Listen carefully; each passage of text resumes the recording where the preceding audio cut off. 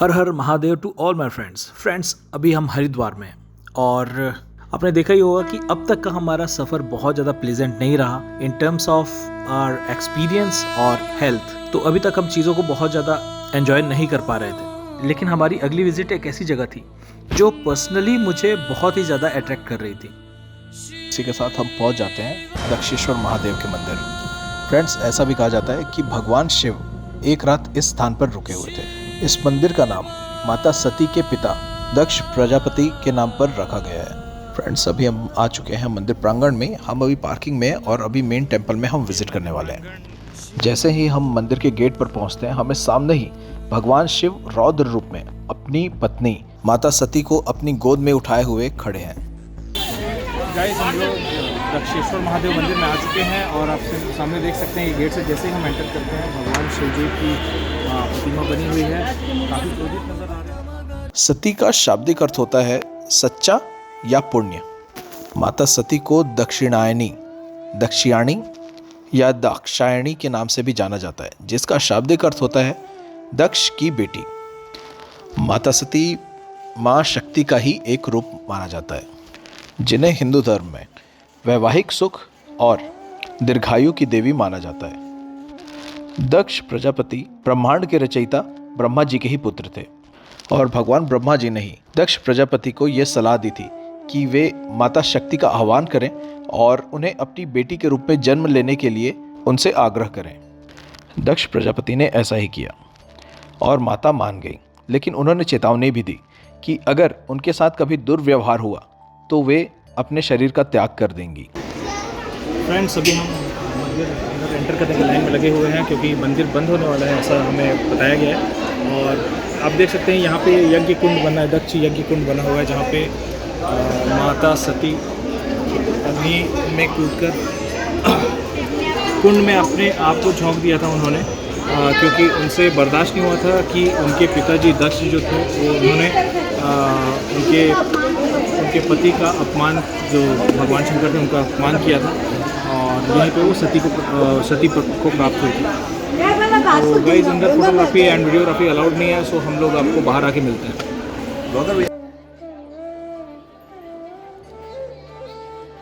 Friends, अभी हम अंदर मंदिर से दर्शन करके बाहर निकले हैं।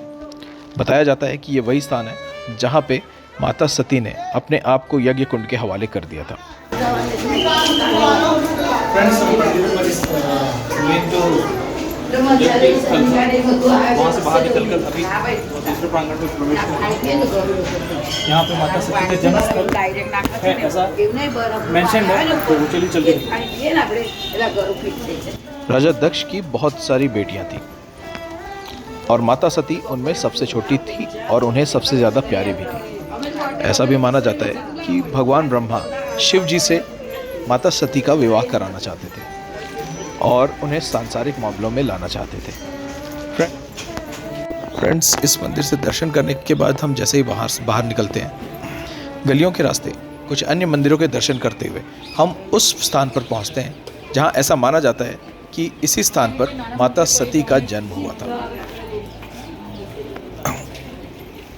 माता सती को ऐसे तो बहुत ही सुंदर बताया गया है, लेकिन अगर लेजेंड्स की माने तो उनकी भक्ति और उनकी तपस्या पर अधिक जोर दिया जाता है, जिनकी तपस्या और त्याग ने तपस्वी शिव जी का मन जीत लिया। उन्होंने अपना राजमहल त्याग, अपनी विलासिताओं को त्याग कर जंगल में जाकर तपस्या करी, खुद को तपस्या और शिव जी को समर्पित कर दिया और जंगल में जाकर रहने लगी। वहाँ माता सती की भगवान शिव के गणों, उनके परिचारकों द्वारा हमेशा परीक्षा ली जाती थी।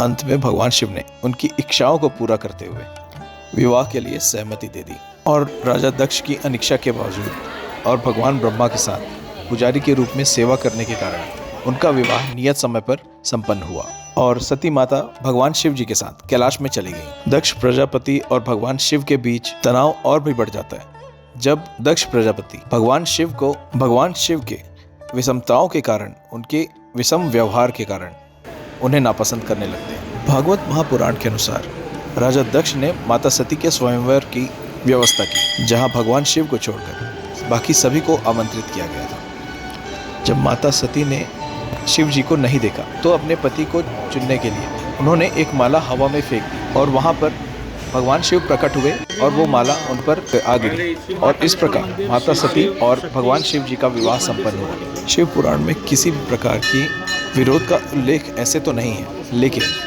हालांकि उनके विवाह के बाद वे एक गहरी नफरत विकसित करना ज़रूर शुरू कर देता है। प्रजापति दक्ष ने एक यज्ञ का आयोजन किया जिसमें माता सती और भगवान शिव को छोड़कर सभी देवी देवताओं को आमंत्रित किया गया।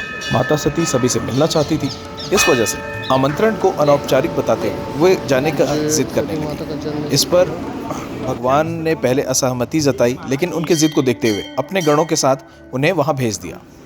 लेकिन वहां जाते ही प्रजापति दक्ष ने जैसे ही माता सती को देखा तो वे उनका और उनके पति का अपमान करने लगे।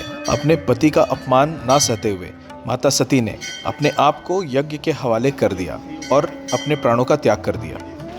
इससे क्रोधित होकर भगवान शिव तांडव नृत्य करने लगे और वीरभद्र और भद्रकाली की रचना करी, जिन्होंने वहां जाकर बहुत तबाही मचाई।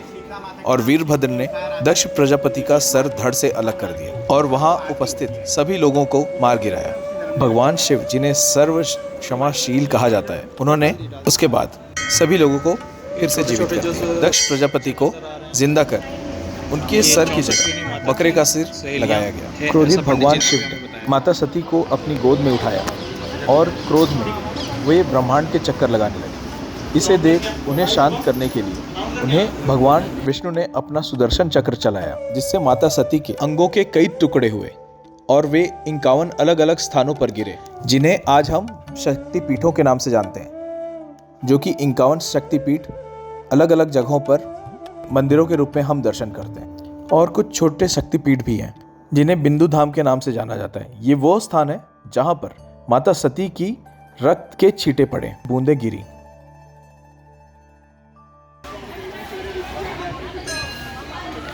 अगेन यहाँ पे गंगा जी का तट है, गंगा जी का घाट बना हुआ है। हम रुद्र महादेव मंदिर में ही हैं, वापस फिर से आ गए हैं माता सती के जन्म स्थल के दर्शन करने के बाद।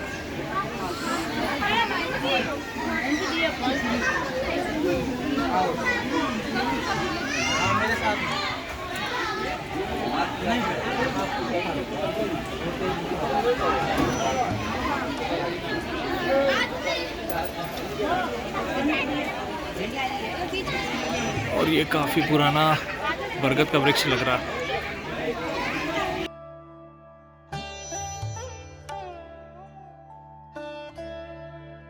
तो फ्रेंड्स, ये थी यहाँ की कुछ सुनी और अनसुनी कहानी, जिनके बारे में यहाँ आने से पहले मुझे भी बिल्कुल नहीं पता था। तो हमें ज़रूर बताइए आपको हमारा ये एपिसोड कैसा लगा। मिलते हैं आपसे बहुत जल्द एक नए शहर, एक नए फूड, एक नए कल्चर, किसी नई कहानी को एक्सप्लोर करते हुए। बने रहिए हमारे साथ, देखते रहिए एएस एक्सप्लोर। तब तक के लिए जय हो माँ सती की, हर हर महादेव। फ्रेंड्स, अभी हम लोग हरिद्वार से ऋषिकेश के लिए निकल चुके हैं। हम लोगों ने यहाँ पे हर की पौड़ी के फ्लाईओवर से बस पकड़ ली है और अभी हम आपको ज्वाइन करेंगे ऋषिकेश में जाकर।